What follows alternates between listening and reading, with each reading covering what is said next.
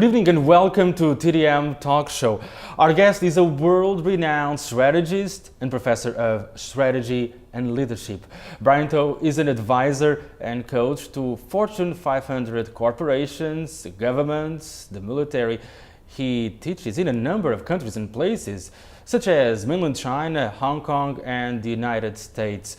Brian To is in Macau for this conference and program on strategy and leadership being held by O Media. It is a charitable event. Brian To, thank you very much for joining us and welcome to the show. Thank you for inviting me. You've been asked this question, I bet, countless of times, and I'm sure you can come up with an answer in a nutshell. The recipe for success when it comes to leadership. Well, I think the foundation of leadership, despite cultures, despite countries, really first and foremost is it's all about attitude, and it's about inclusion in all organizations and communities and countries, and not exclusion. There is a strong temptation, particularly in hierarchical organizations, profit or non-profit, to have a paradigm of exclusion, which really doesn't take advantage of the human resources that are typically in most organizations. So inclusiveness would be a key word that you'd single out for sure. Absolutely. It's rare. It's very rare. I mean, the organizations that build a strong component of inclusion in their organizations would be like the technology companies that we hear on a daily basis, the Apples of the world, the Googles of the world. I mean, these are the organizations that do a remarkable job of culture and understanding culture and its importance in performance and productivity. And this, I would say, is particularly the case nowadays when we are witnessing a more and more collaborative model, the sharing economy is rising, and all these models going through a great deal of a transformation that is mirrored in terms of leadership and management. How to cope with the challenge when we're talking about legacy organizations? Well, I mean, that's a terrific question, and it particularly relates to those organizations throughout Southeast Asia. With the exception of Japan, depending on which research you're looking at, approximately 92 to 93, 94% of all organizations are in fact family-owned businesses.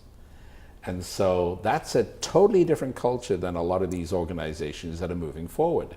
I mean, daily, even reading any one of the journals and the periodicals and the newspapers, we find that many of these organizations that are family held, run, managed, operated, in fact are having tremendous difficulties with change, and particularly change and technology.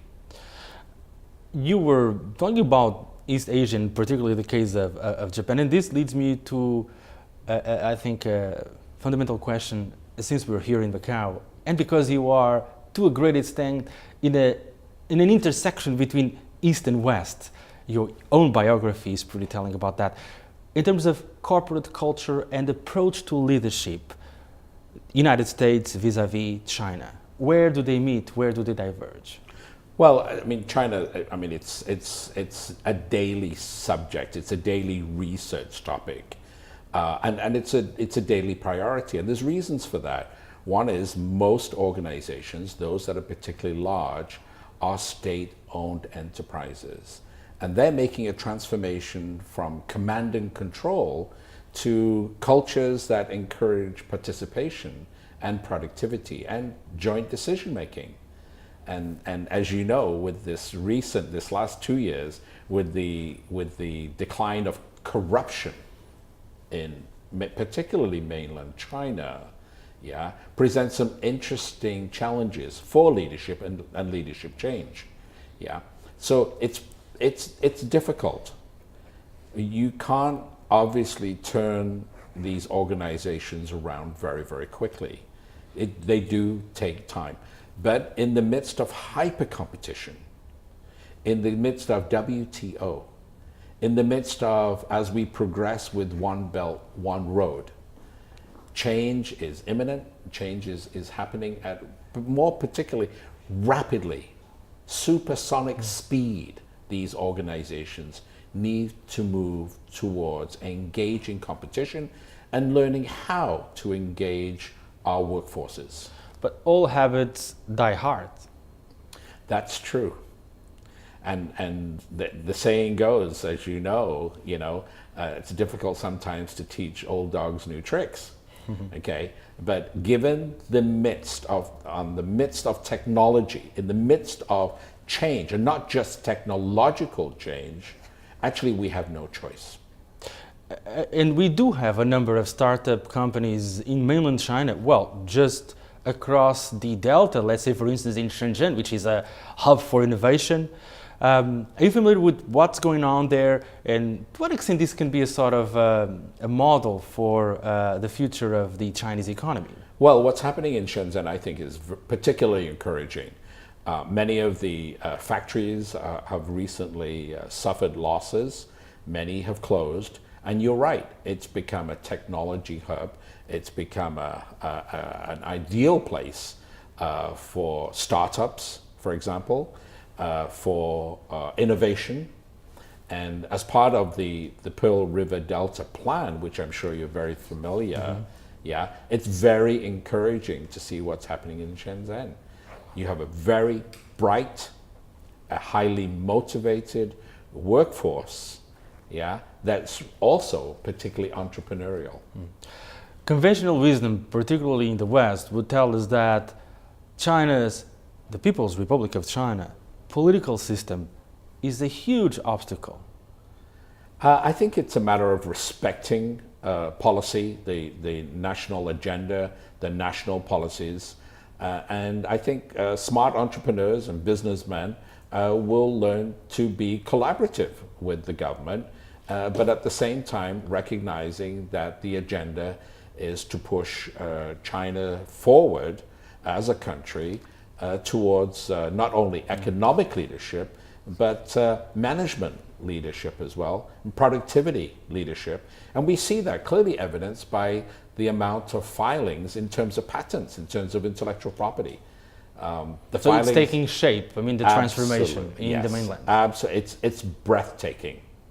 And when you take a look, for example, at the diaspora returning to China and the incentives that are provided to them, many are returning to China, have been educated overseas, and they're very, very capable, they're multilingual, and that can only lend confidence to the study of future workforce and competition.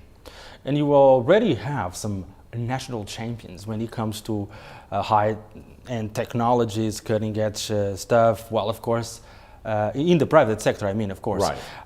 Alibaba is, of course, a case in point, but there are many other examples. Do you see that something like a multiplying effect coming into fruition in the near future? Absolutely, because the Chinese culture, I think, will always be breathtakingly entrepreneurial. And yes, you cite the Hyers and the Alibabas and the Tencents, and these are inspirational to the smaller operator, to the medium-sized companies, and the small startups. Take a look, for example, at private equity in China. Quite frankly, not just amazing, breathtaking. Private equity, internal private equity, and then study how many international banks, private banks, for example, who were looking at opportunities, looking for opportunities in China. Merchant banks also, venture capital, private equity organizations and groups, investment banks, all entering China and have been there for quite some time. Okay, there's no other country in the world that has and experiences this kind of growth and transformation in the history of recorded commercial mankind.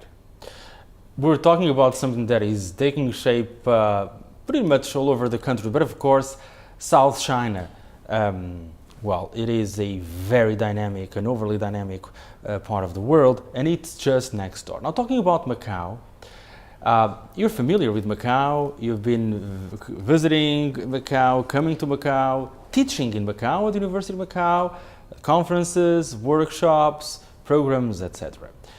What's your take on Macau's approach to management and leadership over the past decade? Well, I mean, it's fair to say that much of senior management has come from offshore. It makes sense so far because many of these mega integrated resorts are from offshore, predominantly the United States and Australia. So it makes sense that they would send their senior leadership to manage these kinds of entities in Macau. But going forward, what is necessary is precisely what you mentioned. And that is, how do we go about developing the next generation of leadership? And that not only has to come from experience, which of course takes some time, but it also has to be formal and informal. There aren't that many programs on leadership in Macau. There aren't many senior management programs in Macau. And that's one of the challenges we face. And I see that not only as an opportunity, but also an invitation.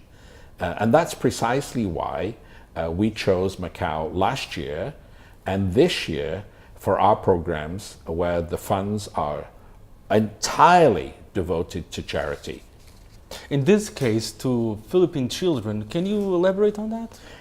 Well, there's a foundation which is a registered charity, and the need is great. And approximately 1.5 million children go hungry every night in that country. And so the foundation is called Simply Share Foundation. There's a website that people can and even make donations online. It's simplyshare.org. And it's devoted, staffed by volunteers, and it's devoted to famine. And now it's looking at how to create food banks throughout the entire country of the Philippines, because as you probably know, our wonderful neighbors in Hong Kong, they happen to lead, of course, no disparaging remarks about Hong Kong, but they happen to lead the way. They have leadership in food wastage. They have leadership, global leadership. And that's frightening to me. In this part of the world, South China, Pearl River Delta, there's much food, but yet we waste so much food. And so the Simply Share Foundation is dedicated not only to feeding in those areas in the Philippines, particularly in the Visayas, the central, what you might call the central province, devoted to feeding children that are undernourished and truly need assistance. And their program is, for example, the children are referred by the government. They're referred by what they call their barangays, their city governments, their provincial agencies that say, hey, we have an agency here, we have a barangay here, a village here, where they really need help. And this foundation goes in, feeds these kids for 2-3 months, and brings them up to where they need to be. But what's mostly troubling is what's happened to me only 2 weeks ago. I had a child sit on my knee. A child was 6 years of age, but had the body of a 3-year-old. And you don't need many cases like that, many experiences like that, to understand that all of us have a responsibility to try to help, regardless of the country. And this also leads me to the issue of corporate social responsibility and a more, I would say, holistic approach to leadership in the society. I mean, in terms of inspiring others to follow in the footsteps of one's charitable action or some sort of corporate social responsibility event. Is there a need to raise awareness in this respect? I think there is, and you know, I've looked at the research, particularly in South China, because you occasionally hear of corporations where they're engaging CSR, but yet they're reluctant to really make a contribution because they're not sure if it's an NGO or if it's really a charity, and there are differences. But I give you an example. Within the last 4 weeks, one of our goals at the foundation, it's not my, it's, I don't run the foundation, there are professionals who volunteer. But one of their goals was to raise enough money for a food truck. And the notion being that it's a large country and you could have a truck that instead of just feeding 200 people a day, you could, if you had a mobile truck, you could feed 2,000 people a day. And then, for example, in the evening, it could be used as a commercial truck to raise funds for the next day of feeding more kids. Okay, so it's sort of like self-sustaining model. And we raised the money for that truck, food truck, the very first one for the foundation, in 4 weeks. And of course, the next obvious question really is, where did that money come from? And I can assure you, 100% of those funds was raised in Hong Kong and South China. And every single person I asked, and their corporations, made a donation. And it was done in 4 weeks. Then the goal now, of course, is to very quickly add to that fleet of 2 more trucks, 2 more food trucks that can also have a multiplier effect. And we can feed even maybe 4,000, 5,000, 6,000 children per day. But we have to show leadership. Because if we don't, who will? And that's our responsibility. Those of us who are involved in the corporate sector, those of us involved in helping communities and coaching leadership, we ourselves can't just be armchair advisors. We ourselves must demonstrate leadership. And that's a responsibility that's shared by all of us. Your experience here in Macau, with regards to the feedback that you've been getting from local trainees, students, people in the different kinds of businesses, and also those who come from mainland China, which of course is a key constituency, I would say, here in your programs. How do you see things evolving in this respect? Have you seen transformations with regards to the approach of the younger generations? I have, and I'm particularly encouraged. One conversation, the obvious conversation to have is around the employment rate. And that's the obvious one. And so, you know, if you compare in other countries, it's fair to say that managers here could be in their late 20s, and they do a remarkable, and I've seen it. I've seen it in the boardroom, I've seen it in the dining room, I've seen it in the classroom, okay? And so here the opportunity is really the opportunity for young people, young graduates, to really learn and grow. The question is, how do you nurture them? How do you encourage, how do you inspire them to go to the next level? And the responsibility, I feel, not that I'm making it an edict or I'm dictating, okay, to the leadership of Macau, but wouldn't it be wise to prepare the human resources, our employees, our communities of wonderful people here for the next generation? Prepare them for the next generation of leadership, because that's a responsibility. In a more competitive against a more competitive background, right?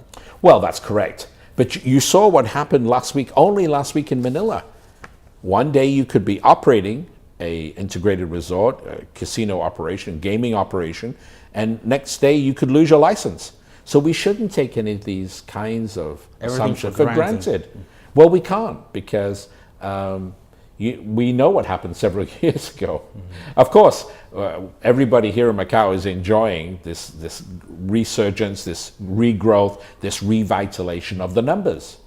But we can't take any of these things. We have a fiduciary responsibility to develop our people in Macau and South China. that takes us to the issue of the need to diversify the economy and having human resources, the younger generations ready for that challenge. Are they? Because one thing is, well, one knows, yes, we need to diversify, but where's the incentive? If the economy, if the gaming industry and revenue is coming back all the way up in the low teens or even nearly 20% or around, and so isn't that a bit of a challenge? It is a challenge, and it's a wonderful question, and it's really not just a challenge, it's a conflict. The collision that occurs between providing a return to gaming operations or hospitality operations, organizations, on a quarterly basis is paramount, because a lot of these organizations are public entities. Okay, that's sometimes a conflict with what we know to be true, and that is a huge responsibility to develop. So what we do is we look at the metrics. Those organizations, first of all, those organizations that are spending less than 3%, it's predictable what the turnover will be, even in an economy where you have low unemployment, or what you might define as zero unemployment, versus those organizations that spend upwards of 6 or 8% of their salary G&A budget, their general and administrative budget. We know what that investment will return, because we learn from those organizations that are absolutely outstanding in terms of new innovations, new ideas, and so on and so forth. Okay. Unfortunately, in the service sector, it's education that typically suffers. Okay, without any question. But given that the gates would be open at some point, given that change is very rapid, given that we live in an environment of hyper competition, I don't think we have much choice going forward. Because the standard remark is, don't worry, Macau now engages mass market.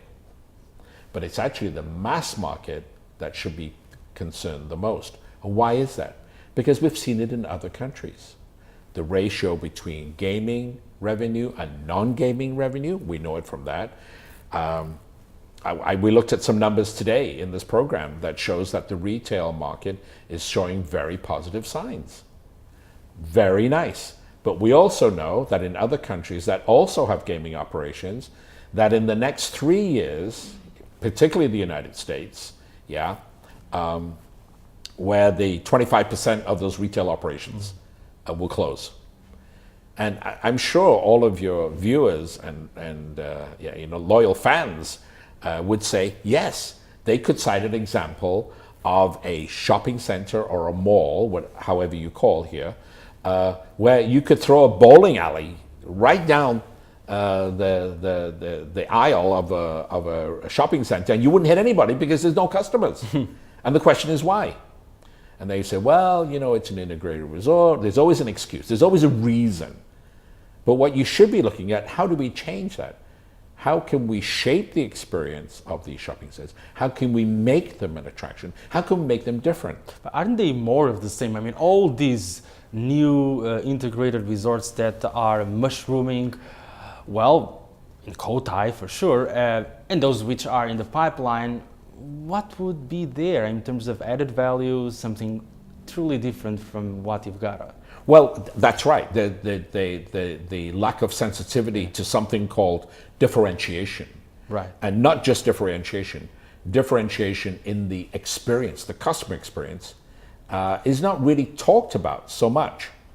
Macau, as much as I love Macau, I always visit, but also I have a tear because I also look at those operations that are not succeeding.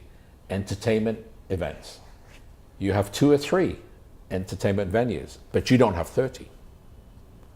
You have a lot of rooms and it's growing quickly, okay? But look at repeat customers. Mm-hmm. Look at the emotional investment that customers have vis-a-vis a lot of these properties. Isn't there a risk of a sort of fatigue among the usual suspects? The customers who would come to Macau repeatedly, and then they won't find it so interesting because yes, we've been having new properties in the pipeline, but that will come to an end in a couple of years. That's right, and I think that's a very accurate statement. But to me, that's a surrender position that really says, well, in Macau it's really like this and like that.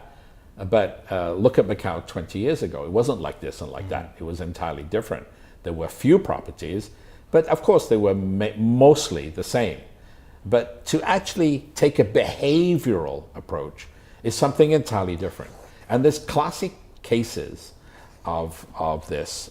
For example, I was lucky 3 years ago to work on a retail operation. It was a shopping center, which was probably number 5 or number 6 in the country.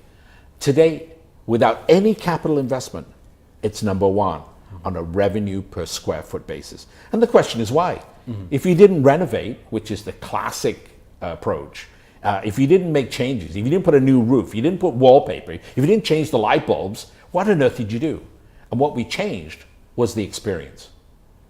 And that's the question that should be asked. Customer service is key here, of course. Absolutely, absolutely. It's all about service. Would you agree with those who say, well, in that respect, there's still a long way to go for Macau to be on par with, the best practices?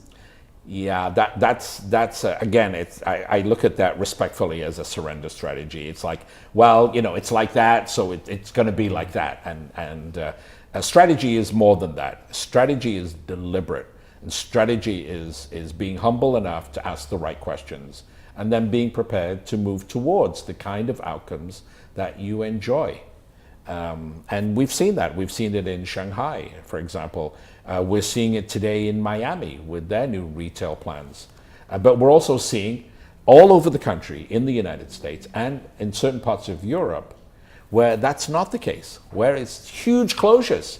And they talk, and a lot of these, you'll read about it yourself, and a lot of these retail mega operations that once were very vibrant, and they were the community centers, leisure centers for a lot of these towns and cities, today are closing up.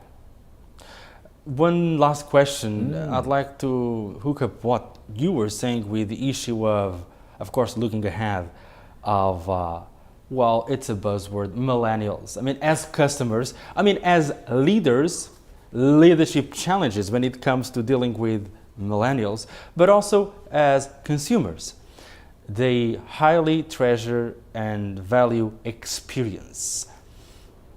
And Macau is ready to face this challenge. And have you got any piece of advice? Well, I think first of all, you have to understand what millennial means, and that's certainly not me. It could be you, but it's certainly not me. But I think you have to understand the psychology of millennials. First of all, they're a different person, different. The term is different animal. Sorry, but they are different than the way we were. Those of us who were growing up during the post-war years. Particularly for myself, I'm from Western Europe. I was educated in Western Europe, and the values are different, the tastes are different, the demands are different, the privileges are different, and all of that is what we have today. It sounds like a grandfather story, but it's like the quill, and the abacus. And today, you could say to any one of these millennials, have you ever seen an abacus? And they'd say, well, where would I find one? I've never seen it, okay? But they understand iPhone 10 or, Samsung 9 or something like that. They understand all of that. And how do you move files from one to another and these kinds of things. Again, you must, I feel, have an understanding of human behavior. And to understand what you are is what you were when, which is understanding the period of time and the tastes and the preferences of those who are in their 40s, their 50s, their 60s, their 30s, and their 20s. Because it's all changed, We buy online. There was no buying online. There was buying by telegram 50 years ago, okay? There was buying by fax maybe 30 years ago. But today, You can buy a wife online, to put it quite bluntly. So it's all there, and we need to understand and appreciate that. And I think what we see in around the world, not just in Macau, is this online gaming resurgence, and how it is that people go and place their bets, and they have surrogates also to place those bets, and you have all of this sports gaming, and it's all changed. I mean, there was a time, I'm sure you can remember, where we went to the races. Okay, and today we may not rush out to the races. We might just rush to our bedroom in the privacy of our homes and place those bets. It's all changed. And it's a fascinating world and a fascinating talk. Thank you very much, Brian, for joining us. A pleasure to have you on the show. Thank you so much for the opportunity. Thank you. And to you at home, thanks for tuning in. We'll be back next week.